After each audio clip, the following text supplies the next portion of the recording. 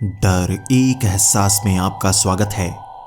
इस चैनल पर आपको सुनने को मिलती हैं डरावनी और सच्ची भूतिया कहानियाँ।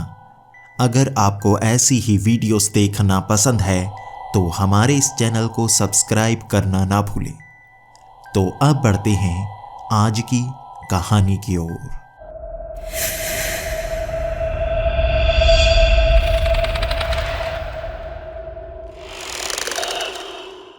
हमारी जिंदगी में कई घटनाएं ऐसी होती हैं जो हमारी समझ से बाहर होती हैं। हम चाहे जितना भी भला इंसान बनने की कोशिश करें, हमारी दुश्मन तब भी बन ही जाती है। आप चाहे अपनी जिंदगी में मिले हर इंसान से अच्छाई से बात करें, उसके लिए अच्छा सोचें, लेकिन हमेशा ऐसा नहीं होता कि वो भी आपके लिए अच्छा ही सोचे। इसी तरह दुश्मनी बढ़ती चली जाती है। कुछ लोग आपसे जलते हैं, कुछ आपके शरीर से जलते हैं तो कुछ आपके धन से जलते हैं, और उनकी जलन धीरे धीरे दुश्मनी में कब तब्दील हो जाती है आपको पता तक नहीं चलता। लेकिन सबसे खतरनाक दुश्मन वो नहीं होते जो सामने से वार करते हैं। सबसे खतरनाक दुश्मन वो होते हैं जो आपको सारी उम्र पता तक नहीं चला पाते कि वो आपकी दुश्मन है।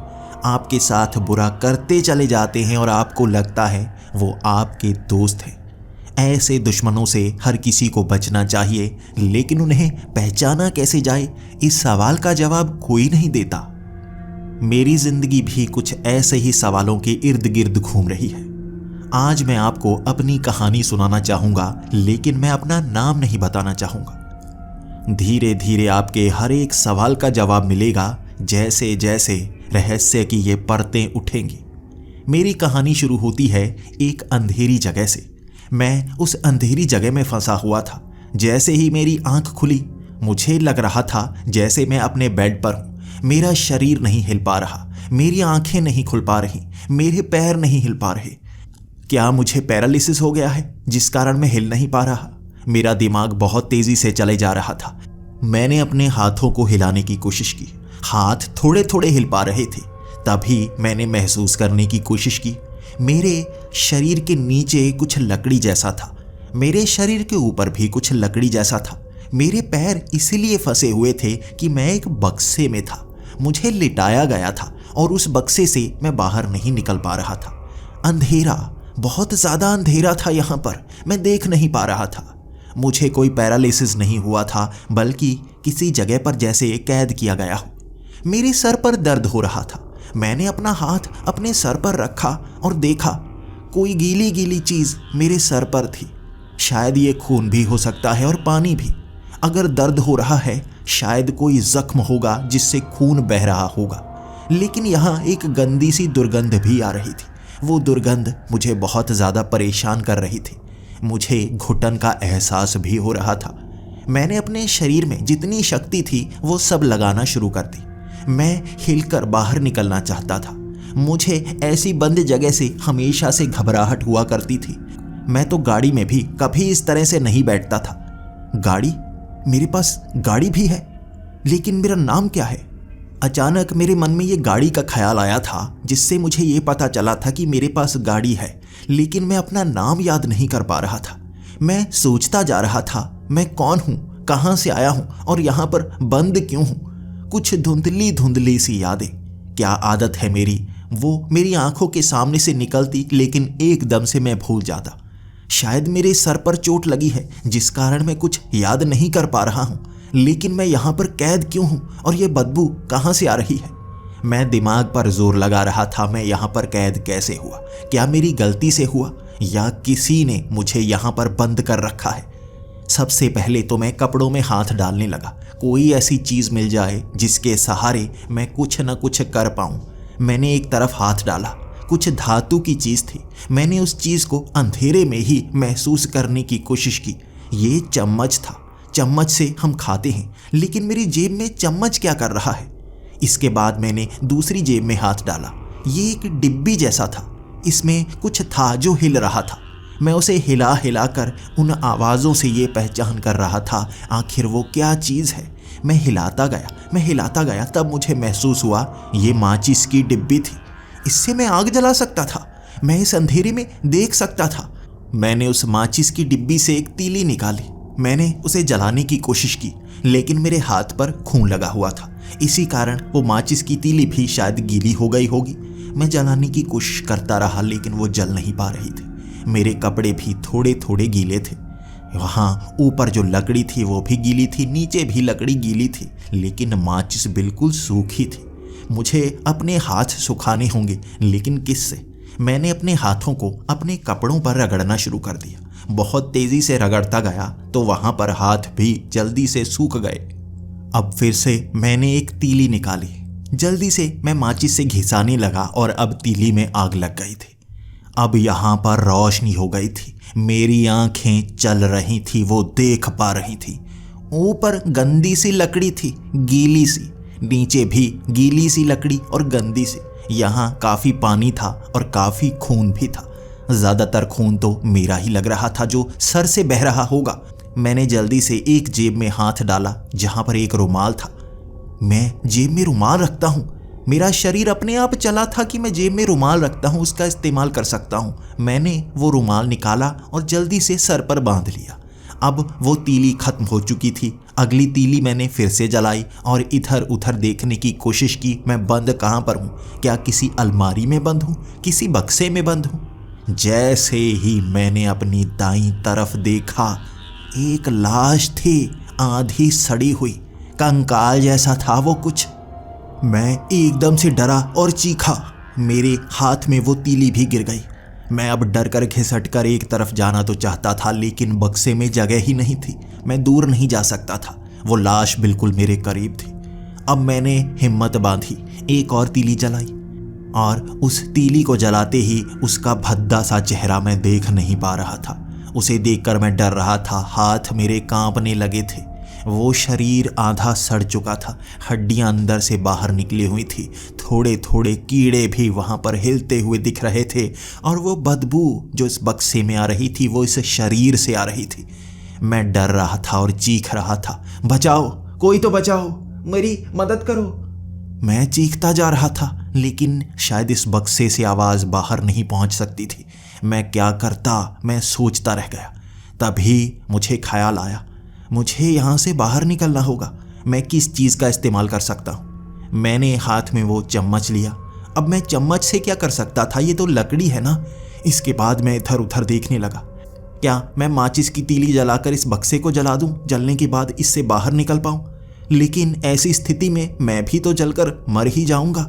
नहीं, ऐसा नहीं कर सकता, कुछ और करना होगा। वैसे भी गीली लकड़ी को आग नहीं लगेगी।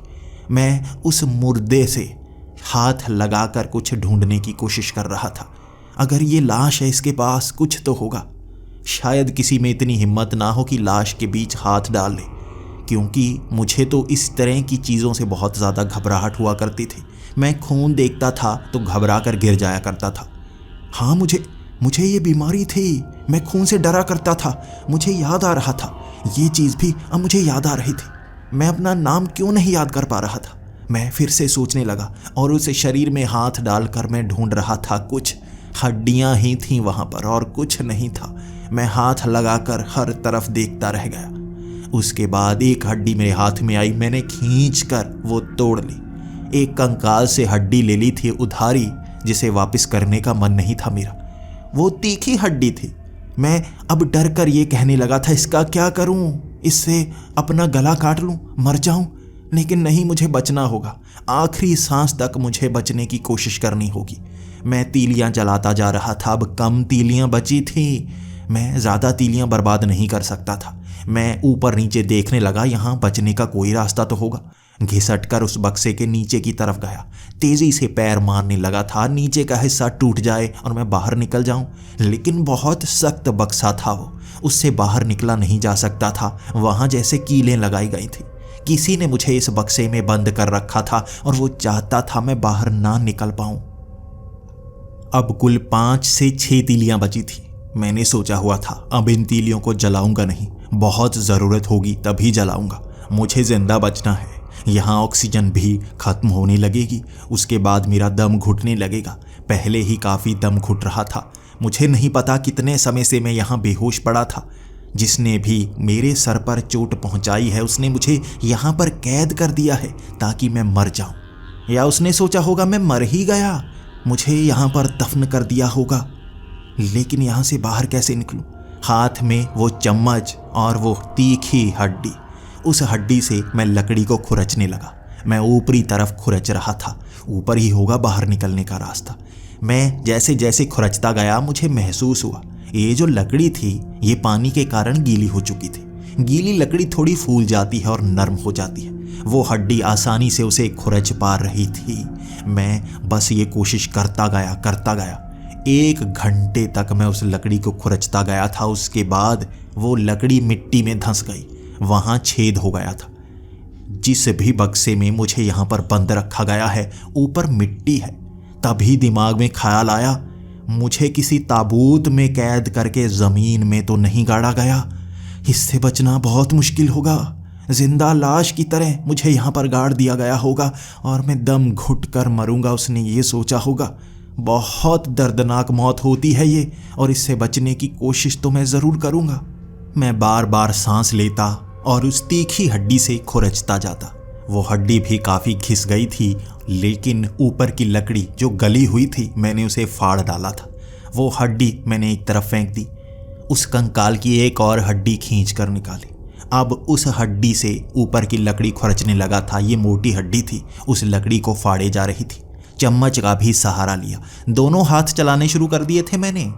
वहाँ आधा घंटा मुझे लगा और एक बड़ा सा छेद कर दिया था मैंने। ऊपर मिट्टी थी जो नीचे की तरफ खिसक कर आ रही थी। अब मैं क्या करूं? ये बक्सा छोटा है, अगर मैं ऊपर से ये मिट्टी निकालूंगा ये पूरा बक्सा भर जाएगा, और वैसे भी मेरी सांस घुटती जा रही है। क्या करूंगा मैं? बीच में नहीं फंसना चाहता। वहाँ पर मैं सोचता जा रहा था कि करूं तो क्या करूं। वहाँ चम्मच के सहारे थोड़ी थोड़ी मिट्टी मैं निकालता और उसे पैरों के नीचे कर देता, ताकि उस मिट्टी को नीचे करता जाऊं, ऊपर की मिट्टी को निकालता जाऊं, और जो छेद होता जाएगा उसके सहारे ऊपर की तरफ बढ़ता जाऊंगा। ये तरीका कारगर था। मैं चम्मच के सहारे थोड़ी थोड़ी मिट्टी निकालता, नीचे करता जाता। पैरों की तरफ बहुत ज़्यादा मिट्टी भर चुकी थी, लेकिन ऊपर भी तो छेद हो चुका था। मैं उस छेद में अपना सर घुसा पा रहा था। मैंने उसके बाद लकड़ी को और फाड़ना शुरू कर दिया। लकड़ी काफ़ी चौड़ी थी, मैं पूरा शरीर उससे बाहर निकाल पा रहा था, लेकिन ऊपर बहुत सारी मिट्टी थी। मैंने धक्का देने की कोशिश की, लेकिन मुझे नहीं पता ऊपर कितनी मिट्टी होगी, मुझे कितनी नीचे गाड़ा गया है।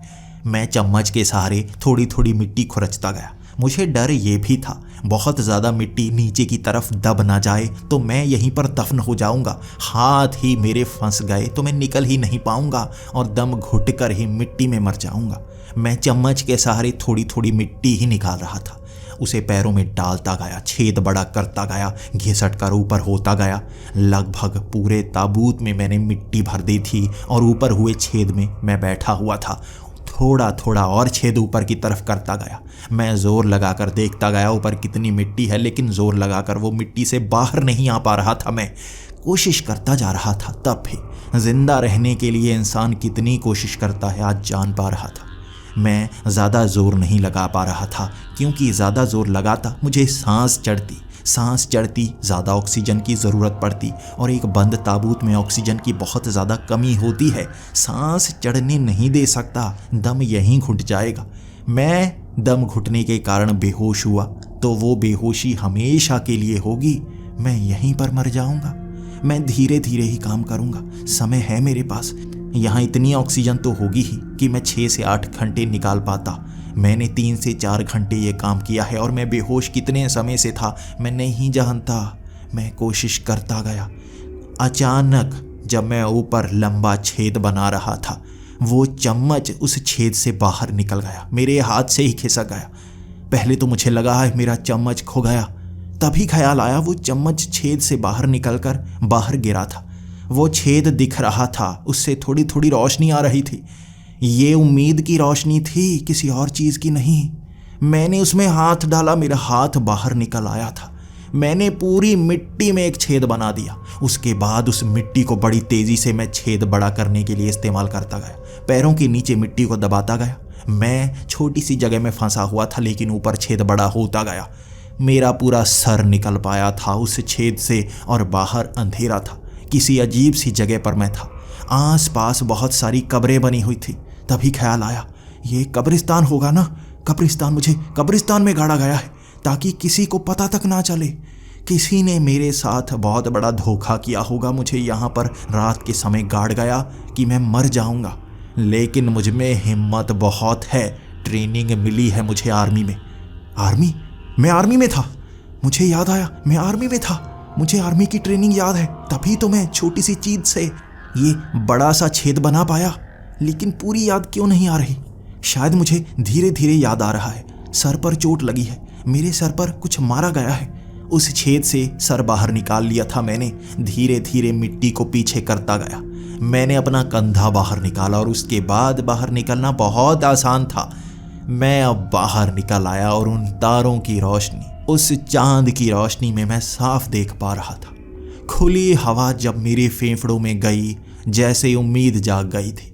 मैं आंखों से आंसू निकाल रहा था, रो रहा था, और मेरी दहाड़ थी, वो चीख नहीं थी।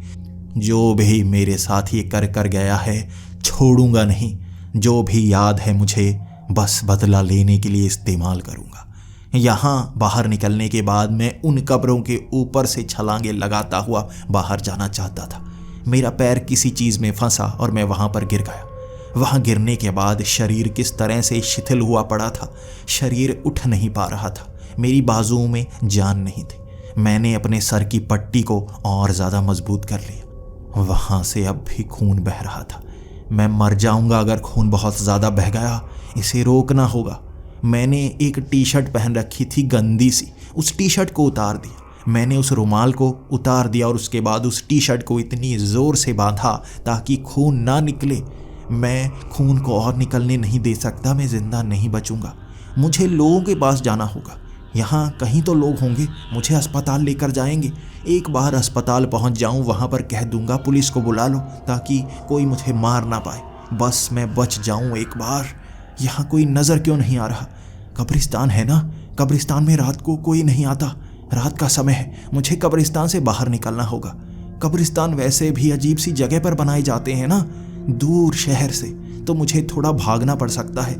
लेकिन समय कम है मेरे पास, कोशिश बड़ी तेज़ी से करनी होगी। मैं उस कब्रिस्तान की दीवार के पास पहुंच गया। जैसे ही मैं उस दीवार पर चढ़ा, दिमाग में बहुत सारे ख्याल घूमे थे, बहुत सारी यादें। मेरी एक बीवी भी है। मुझे याद आ रहा था, मेरी बीवी चीख रही थी, मुझे बचाओ, मुझे बचाओ, तुम कुछ कर सकते हो, मुझे बचाओ। मेरी बीवी ये कह रही थी, लेकिन वो किससे बच रही थी? कोई उसे मारना चाहता था। उसके सर पर भी चोट लगी थी, उसके सर से भी खून बह रहा था, लेकिन कोई बड़ा सा डंडा लेकर उसे मारने की कोशिश कर रहा था, जिसके हाथ में चाकू भी था। मेरी बीवी बचने की उम्मीद लगाए बैठी थी, शायद मुझसे। मेरी बीवी कहाँ पर है?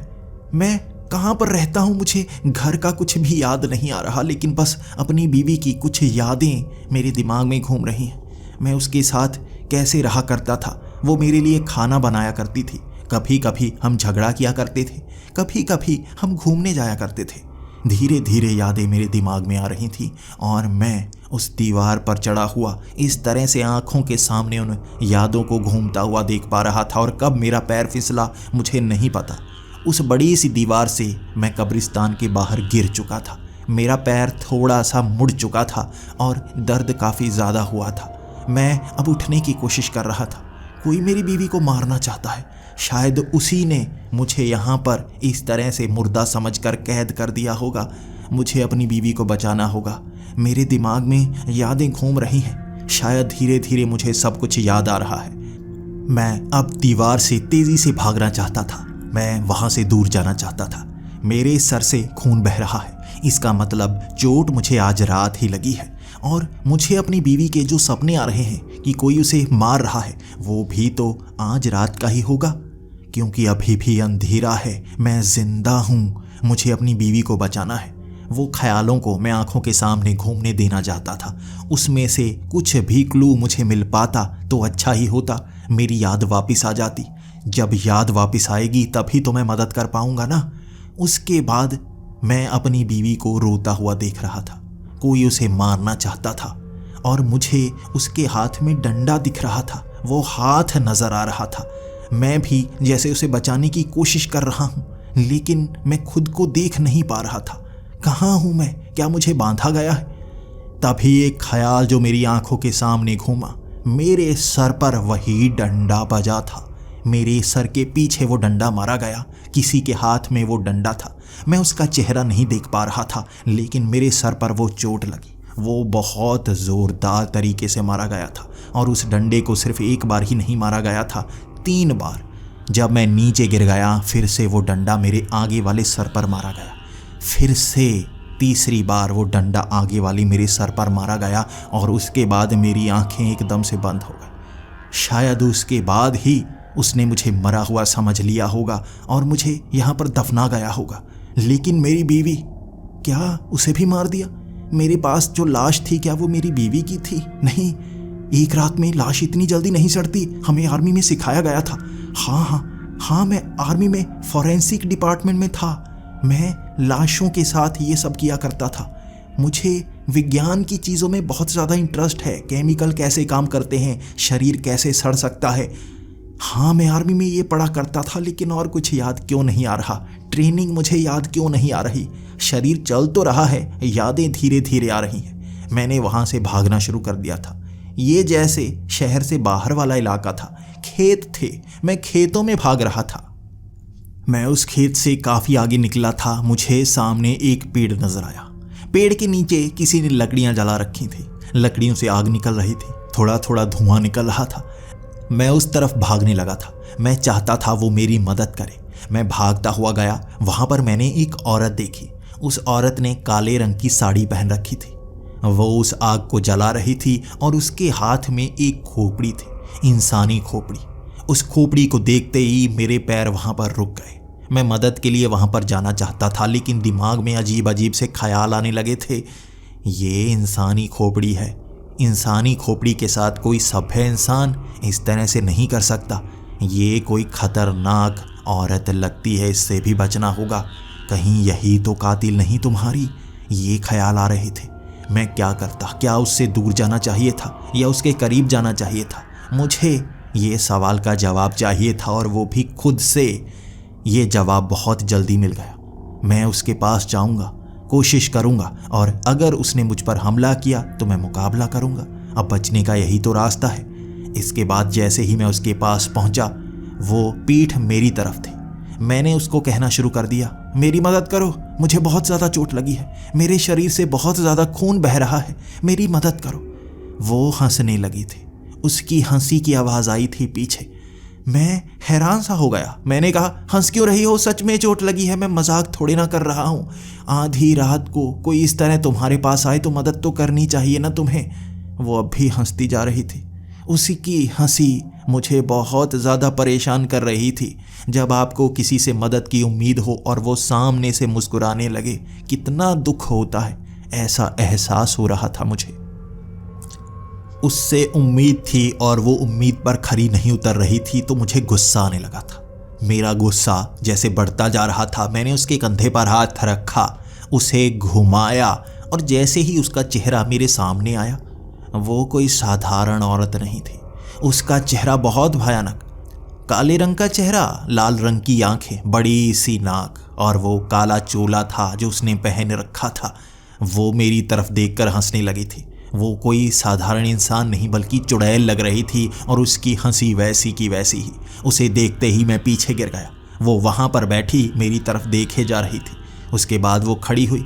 मैं जान गया था यहाँ इस पेड़ के नीचे ये चुड़ैल होगी, और कब्रिस्तान के आसपास ऐसे भूत प्रेत ही तो होते हैं। मैं गलत तरफ मुड़ गया, मुझे इधर नहीं आना चाहिए था। मैं पीछे की तरफ होने लगा था और वो खड़ी होकर बस हंसे जा रही थी। मैं तब कहने लगा, मुझे कुछ मत करो, मुझे कुछ मत करो। वो बस मुस्कुराती रही और कहने लगी, जाओ, मैं तुम्हें क्या करूँगी, तुम जा सकते हो। उसने ये कहा। मैं पीछे की तरफ भागना शुरू हो गया। मैं फिर से उस कब्रिस्तान की दीवार के पास आ गया था। मैंने गलत चुनाव किया। मैं पीछे मुड़ मुड़ कर देखता रहा उस पेड़ से, क्या वो औरत अब भी मेरे करीब आ रही है? वहाँ आग तो दिख रही थी, वो औरत नहीं। दूर से शायद वो नजर ना आ रही हो।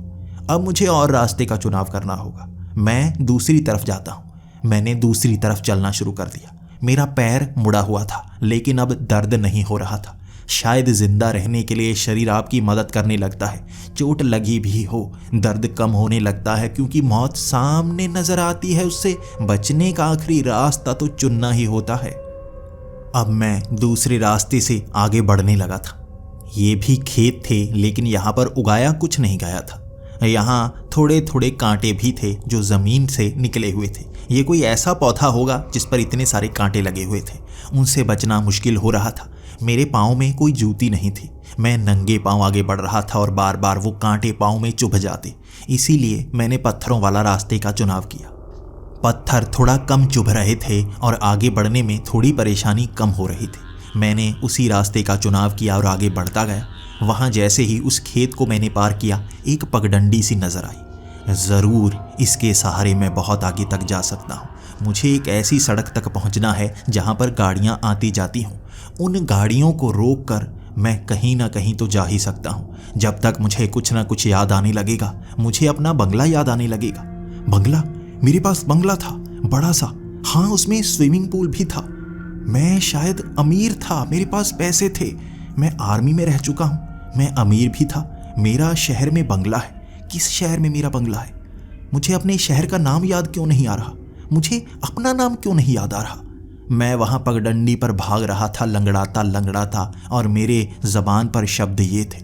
मुझे अपना नाम याद नहीं था। मेरे पास क्या क्या था वो मुझे धीरे धीरे याद आ रहा था, लेकिन वो सपने बार बार मुझे झकझोर देते। मेरे सर पर डंडे से वार किया गया था। कोई कातिल मुझे मारना चाहता था। मेरी बीवी को भी उसने चोट पहुंचाई थी। मेरी बीवी कहाँ है? कहीं उसे भी उस कब्रिस्तान में तो नहीं दफनाया गया? वहाँ तो बहुत कब्रें थी। अगर दफनाया भी गया होगा, मैं उसे कैसे बचाऊंगा? हर कब्र को मैं नहीं खोद पाऊंगा। मुझे घर ही जाना होगा अगर वो जिंदा हुई। मैंने उस कातिल का मुकाबला भी तो किया होगा ना, मैं आर्मी में था। उस पगडंडी से मैं बहुत आगे निकल आया था। सामने मुझे एक आदमी नजर आया। उसने हाथ में बड़ा सा डिब्बा पकड़ा हुआ था। अपने कंधे पर कुल्हाड़ी जैसा कुछ टांगा हुआ था। ज़रूर ही वो कोई किसान होगा जो खेती के लिए जा रहा होगा। ऐसा लग रहा था शरीर से जान खत्म हो रही है। मैंने सर पर हाथ लगाकर देखा, वो पूरी टी शर्ट गीली हो चुकी थी। सर से खून बह रहा था मेरे। मैं सर पर हाथ रखता हुआ उसके करीब जा रहा था। वो दूर से मुझे देखकर वहाँ रुक गया। मैं भागता हुआ उसके करीब जाने लगा। मेरी मदद करो, मेरी मदद करो, मुझे बहुत ज़्यादा चोट लगी है, मेरी मदद करो, मुझे अस्पताल जाना है। लेकिन मैं जैसे ही उसके करीब पहुंचा, वो मुझसे दूर भागने लगा था। वो मुझसे शायद डर गया था। मैंने हरकत ही ऐसी की थी, मेरे शरीर का रंग रूप ही ऐसा हो चुका था, खून से लथपथ। शायद वो मुझसे डर गया होगा। मैं कहने लगा था, डरो मत, मेरी मदद करो, मैं मर जाऊंगा, मेरी मदद करो। वो भागता गया और कहीं लोप ही हो गया। मुझसे बहुत दूर निकल गया था। उसने मेरी मदद नहीं की और मैं ज़्यादा तेज़ भी नहीं भाग पा रहा था कि उसके करीब जा पाता। वो भ्रम में ही मुझसे दूर चला गया। मुझे कोई और समझ गया। वो समझ रहा होगा मैं कोई लुटेरा हूँ, मेरे शरीर पर खून लगा है, मैं कातिल हूँ, लेकिन नहीं, मैं मजबूर हूँ। कहाँ जाता मैं? उस पगडंडी से लंगड़ाता लंगड़ाता मैं आगे बढ़ने लगा। शायद मैं इस तरह से लंगड़ा रहा हूँ, वो डर गया होगा। मैं लंगड़ाता लंगड़ाता आगे बढ़ता गया। लगभग आधे घंटे तक चला था। सफ़र बहुत छोटा था, लेकिन लंगड़ाता हुआ इंसान लंबा सफ़र तय नहीं कर सकता जल्दी। मैं एक सड़क के करीब पहुंचा था, तब जाकर सांस आई थी। मैं सड़क पर ही गिर गया था। सड़क पर गिरा हुआ मैं इधर उधर देखने लगा। अंधेरे में कोई गाड़ी इधर से उधर नहीं आ रही थी। कोई इंसान नहीं था जो वहां पर मौजूद था। खाली जगह थी, वो खाली सड़क। सड़क पर चलता चलता मैं सोच रहा था, किसने मारा होगा मुझे? मुझे उस काले कपड़े वाले ने मारा होगा जो हर वक्त घर के आसपास घूमा करता था। घर के आसपास काले कपड़े वाला? मेरे दिमाग में ख्याल आ रहे थे, कोई काले कपड़े पहने हर वक्त घर के आसपास रहा करता था। वो खिड़कियों से झांका करता था। मैं पुलिस को कंप्लेंट भी कर चुका था, लेकिन उसके बाद भी वो पकड़ा नहीं गया था। वो हमेशा आसपास रहता, मुझ पर, मेरी बीवी पर नज़र रखता। शायद वही होगा। कठिन निर्णय क्यों नहीं लिया? मैंने खुद उसे क्यों नहीं पकड़ा? मैं घर के अंदर रहता। जब भी मैं बाहर जाता वो भाग जाता। उसने हर बार कपड़े अलग पहने होते इसलिए मैं पहचान नहीं पाता।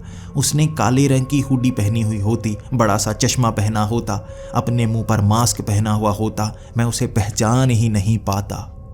मैं वहाँ से लंगड़ाता लंगड़ाता आगे बढ़ रहा था। मुझे दूर 3 आदमी नजर आए जो कुछ ईंटों पर बैठे हुए थे। वहाँ लगता है नया काम चल रहा था, कोई मकान बन रहा था। वहाँ नीचे वो बैठे हुए थे। ये मजदूर होंगे, ये मेरी मदद ज़रूर करेंगे। 3 लोग हैं, डर कर नहीं भागेंगे, मेरी मदद करेंगे ना। मैं धीरे धीरे वहाँ पर जाने लगा। और जब कोई आपके बहुत करीब होता है, आपको लगता है मदद मिलने वाली है, शरीर में जान खत्म होने लगती है। मेरी भी शरीर में जान खत्म होने लगी थी। ऐसा लगने लगा था यहाँ मैं गिर जाऊँगा, मुझे उठाकर वो अस्पताल ले जाएंगे। लेकिन दिमाग कह रहा था अगर नहीं देखा तो यहीं दम तोड़ दूँगा। मुझे ज़िंदा रहना होगा, अपने लिए नहीं, अपनी बीवी के लिए। मैं अपनी बीवी से बहुत प्यार करता था। मुझे उससे दूर रहने की आदत नहीं थी। मैं उसे कभी नहीं छोड़ सकता था, उसके बिना ज़िंदा नहीं रह सकता था। मुझे उसे बचाना होगा। अगर वो कातिल अब भी बाहर होगा, उसे मारने की कोशिश कर रहा होगा, मुझे बचाना होगा। इसीलिए हिम्मत मेरे शरीर में आ गई थी। मैं बढ़ने लगा था आगे। जैसे ही मैं उनके करीब पहुंचा, वो साधारण इंसान नहीं थे। उनके चेहरे कटे फटे से थे। उनके शरीर पर बहुत सारे चोट के निशान। उनके शरीर पर एक भी कपड़ा नहीं था और उनके आधे शरीर गले हुए, शरीर के कई अंग अंदर से बाहर निकले हुए। एक आदमी की तो अंतड़ियां बाहर तक निकली हुई थी। इस तरह से वो बैठा हुआ उन अंतड़ियों को हाथ में पकड़े हुए दूसरे से बात कर रहा था। मैं इसे देखकर घबराने सा लगा था। खून देखकर घबराहट होती है, लेकिन ऐसा नज़ारा भी तो देखा नहीं जा सकता। उनको देखकर मैं इतना डर गया था कि मेरी ज़बान से शब्द ही नहीं निकले। मेरी ज़बान हिली ही नहीं, बस हवा मुंह से निकली और वो मेरी तरफ देखने लगे। वो मेरी तरफ देखकर मुस्कुराने लगे थे। वो इस तरह से हंस रहे थे जैसे भूतों ने आपको घेर लिया हो और उनकी भयानक हंसी आपकी मौत का नज़ारा बन रही हो। वो मेरी तरफ हंसते हंसते देख रहे थे और खड़े हो गए। एक एक कदम मेरी तरफ बढ़ाने लगे थे और मैं कहना चाहता था मेरी मदद करो, लेकिन मुर्दों से कैसी मदद मांगनी। मैं उनसे दूर भागने लगा था। मैं उनसे डरकर पीछे नहीं जा सकता था। अब जाना तो आगे ही बढ़ता, तो मैं उन्हें धक्का देकर ही आगे बढ़ने लगा। वो कुछ समय तक मेरा पीछा करने लगे, चल कर ही, लेकिन मैं लंगड़ाता हुआ भागने की कोशिश कर रहा था। रफ्तार हम सबकी एक जैसी। कुछ दूरी तक वो पीछे आए थे, उसके बाद रुककर वो पीछे मुड़ गए। वो उस घर के आसपास रहने वाले प्रेत होंगे और रात को ऐसे प्रेत आपको मिलते ही है ना। मैं ऐसे प्रेतों को पहले भी देख चुका था। एक बार गाड़ी में मुझे एक प्रेत मिला था ना। गाड़ी, हाँ, गाड़ी में प्रेत मिला था। कहाँ जा रहा था मैं? कौन से शहर में जा रहा था? मुझे याद नहीं आ रहा था, लेकिन इतना याद था, मेरी गाड़ी की पिछली सीट पर एक प्रेत बैठा था जो सिर्फ शीशे में नजर आ रहा था। जैसे ही मैं गर्दन घुमाता, वो प्रेत मुझे नजर नहीं आता, लेकिन बस शीशे में नजर आता रहता। वो मुस्कुराता रहता। मैं क्या करता? मैं वहाँ से गाड़ी निकाल कर घर पहुँचा था और उस गाड़ी को मैंने 1 महीने तक हाथ नहीं लगाया था। मैं उस गैरेज में गया नहीं था जो मेरे घर के नीचे बना हुआ था। गैरेज, हाँ, वो लाल रंग का गैरेज मेरे उस बंगले के नीचे बना हुआ है। दूसरी तरफ स्विमिंग पूल है। ऐसा है मेरा घर। मैं अपने घर की उस तस्वीर को देख पा रहा था आंखों के सामने। अगर वैसा घर मुझे सामने दिख जाए तो मैं पहचान लूँगा। मैं अपने घर की पहचान कर चुका था। 336 नंबर, वो बोर्ड जो बाहर लगा हुआ है, मेरे घर का नंबर 336 है। मैं अब लंगड़ाता लंगड़ाता आगे बढ़ रहा था। सामने से आती हुई मुझे गाड़ी दिखी। बस यही मौका है, बस यही मौका है। मुझे इस गाड़ी को रोकना होगा। मुझे अस्पताल पहुंचना होगा या घर पहुंचना होगा। यही मेरी मदद कर सकता है। मैं बिल्कुल सड़क के बीच में खड़ा हो गया था। मैं उस गाड़ी को रोकना चाहता था। मैंने अपने दोनों हाथ फैला लिए थे और वो गाड़ी वाला ज़रूर रोकेगा, मेरे ऊपर थोड़ी ना चढ़ा देगा। लेकिन मेरी हालत ऐसी थी कि वो चढ़ा भी सकता है, ये ख्याल भी मन में था और मैं मरने से डर नहीं रहा था। उसने गाड़ी तेज़ कर दी और जैसे ही वो गाड़ी तेज़ करने लगा, वो घबराया हुआ दिख रहा था। वो बार बार इधर उधर गाड़ी मोड़ रहा था, जैसे मुझे डराने की कोशिश कर रहा हो। जैसे ही उसकी गाड़ी काफ़ी करीब आ गई, मैं जान गया था वो गाड़ी रोकने नहीं वाला। उसे लग रहा होगा मैं कोई लुटेरा हूँ जो यहाँ रोक कर उसे लूटना चाहता हूँ। वो गाड़ी भगा लेगा। उसने गाड़ी भगा ली। मैंने छलांग लगाई तब जाकर बचा था मैं। वो तो गाड़ी मुझ पर ही चढ़ाना चाहता था। एक तरफ गिरा था मैं और सर से वो टी शर्ट उतर गई। खून फिर से बहने लगा था।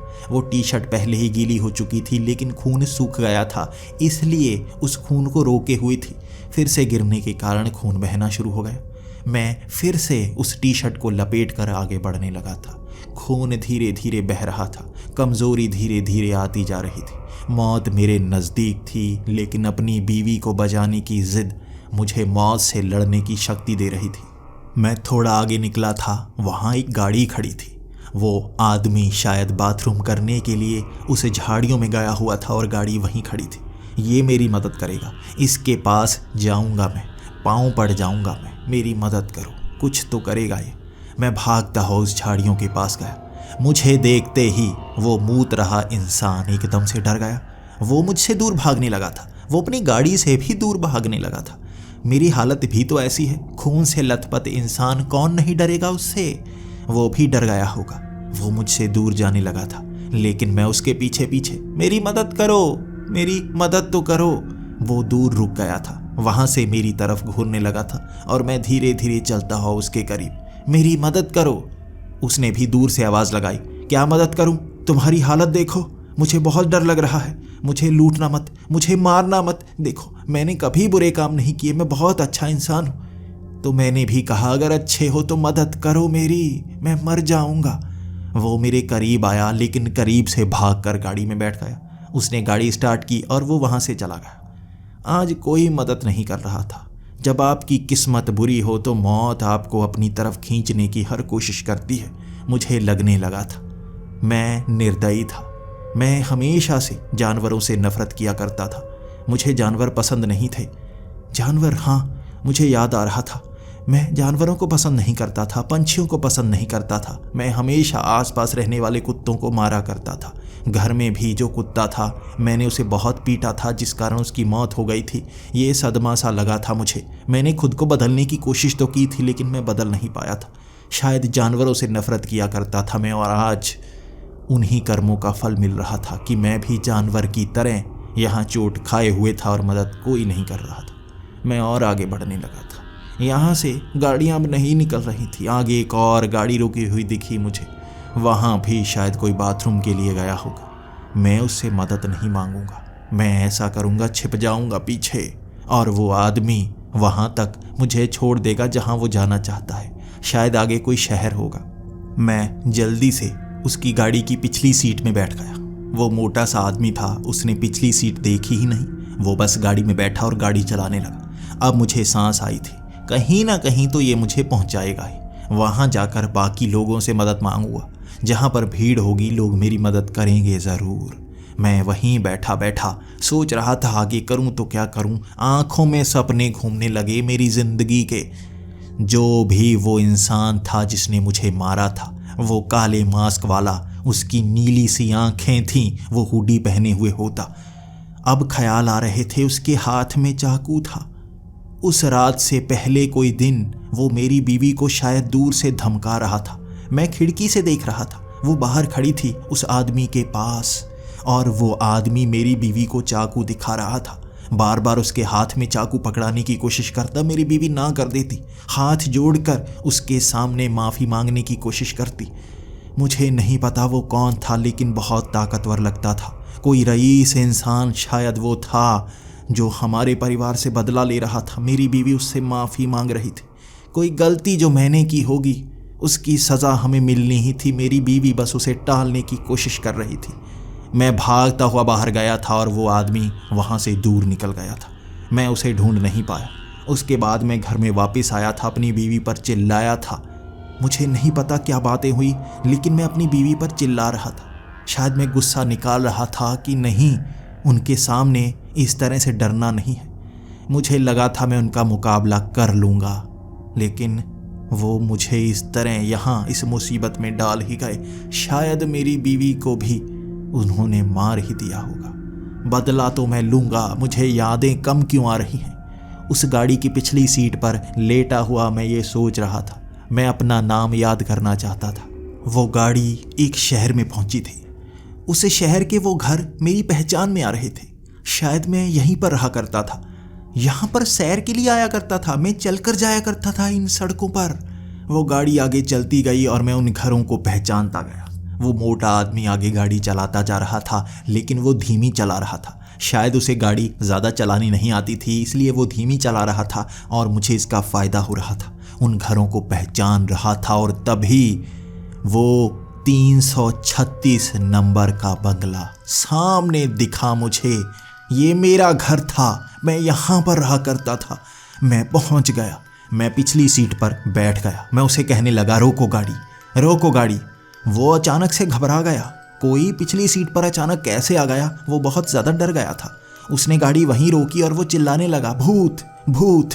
मैं पीछे कैसे निकल आया वो इस चीज़ से हैरान था, लेकिन मुझे अपने घर जाना था। 2-4 घर आगे निकल आए थे और वो गाड़ी छोड़कर ही भागने लगा था। मैं उस गाड़ी से बाहर निकलकर पीछे भागने लगा था। मुझे उससे कोई बदला नहीं लेना था, मुझे तो अपने घर पहुंचना था।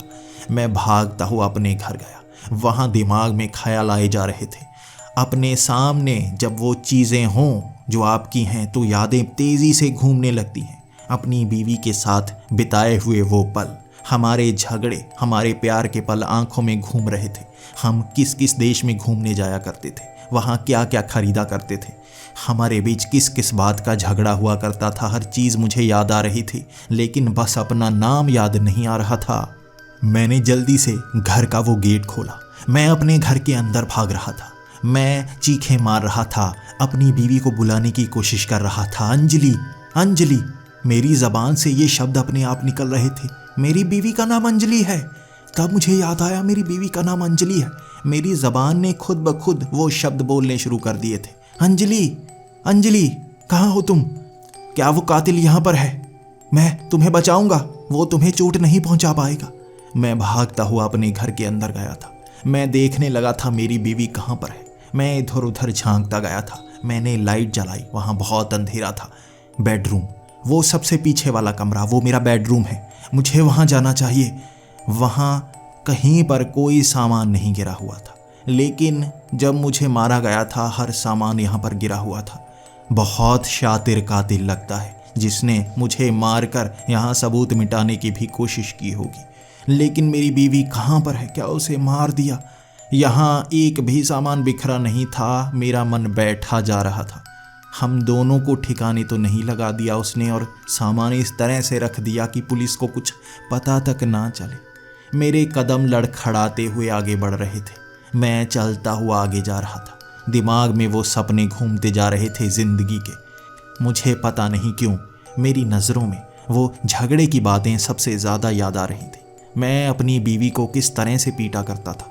हमारे झगड़े इतने ज़्यादा हुआ करते थे। मैं उसे पीटा करता था, मैं उसे झांपड़ लगाया करता था, मुक्के मारा करता था। उसके शरीर पर कभी कभी ज़्यादा चोट आ जाया करती थी। उसके नाक से कभी कभी खून बह जाया करता था।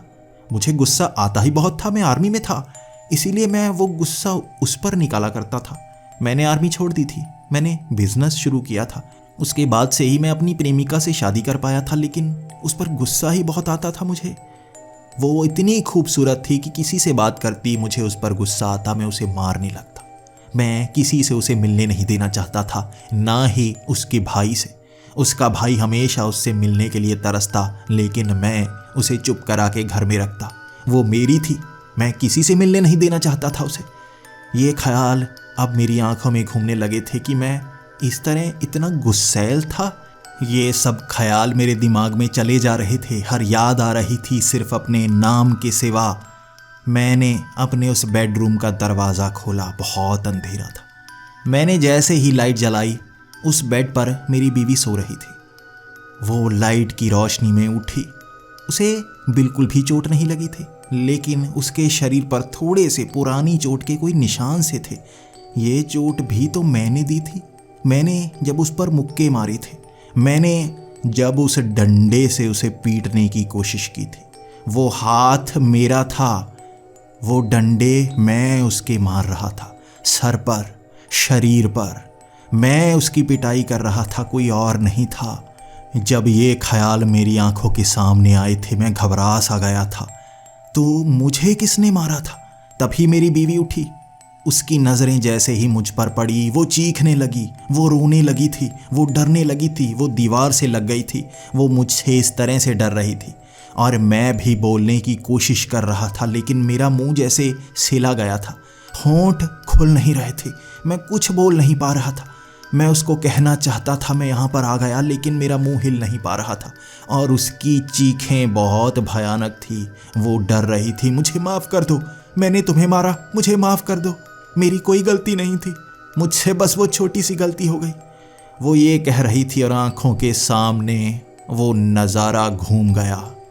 उस रात क्या हुआ था मैं याद कर पा रहा था। मैं उस कमरे से बाहर आ गया और दरवाज़ा भी बंद कर दिया। मेरी बीवी वहाँ अंदर फ़ोन पर किसी को कह रही थी, मेरे पति का भूत, मैंने देखा उसे, वो यहाँ पर था, मुझे नहीं मुझे सपना नहीं आया था, ये सच था, अभी देखा मैंने, शायद मेरे घर में ही है, नहीं सच में वो भूत था, वो भूत ही हो सकता है ना, उसे मरे 5 दिन हो चुके हैं, अब वो जिंदा होके थोड़ी ना आ सकता है। ये बातें सुनकर मेरी आंखें खुली की खुली और कान भी इसी तरह से सन्न रह गए थे। मैंने कदम पीछे हटाने शुरू कर दिए थे क्योंकि याद मुझे आ चुका था उस रात क्या हुआ था। मैं उसे इसलिए मार रहा था क्योंकि वो अपने भाई से मिला करती थी। वो उसका भाई था जिसने मास्क पहन रखा था। वो उससे मिलने के लिए छिपता छिपाता घर के अंदर आने की कोशिश किया करता था क्योंकि वो उससे बहुत प्यार करता था, लेकिन मैंने उस पर हक जता रखा था। मैं किसी के साथ उसे देख नहीं सकता था, भले ही वो उसका भाई ही क्यों ना हो। मैंने उसे अलग थलग कर दिया था और वो छिपता छिपाता यहाँ आया करता था। वो उसको बोला करता था कि मुझे छोड़ दे। वो मुझे छोड़ना भी नहीं चाहती थी क्योंकि वो मुझसे भी प्यार करती थी, इसलिए मैं उसको पीटा भी करता था। वो मेरे साथ ही रहती थी। उसी ने उसे चाकू पकड़ाया था कि कहीं मैं ज़्यादा पीटूँ तो इसका इस्तेमाल कर लेना, लेकिन वो चाकू उसने वापस पकड़ा दिया था। उससे माफ़ी मांगी थी। मैं अपने पति के साथ कुछ बुरा नहीं कर सकती। और ये उसी रात की घटना थी जब मैंने उस खिड़की से देख लिया, उसका पीछा किया, लेकिन वो भाग गया। ये गुस्सा मैंने अपनी पत्नी पर निकाला था। वो बड़ा सा डंडा लेकर मैंने उसकी ऐसी पिटाई की थी, उसकी बाजू तोड़ डाली थी, उसकी टांग तोड़ डाली थी ताकि वो खड़ी ना हो पाए।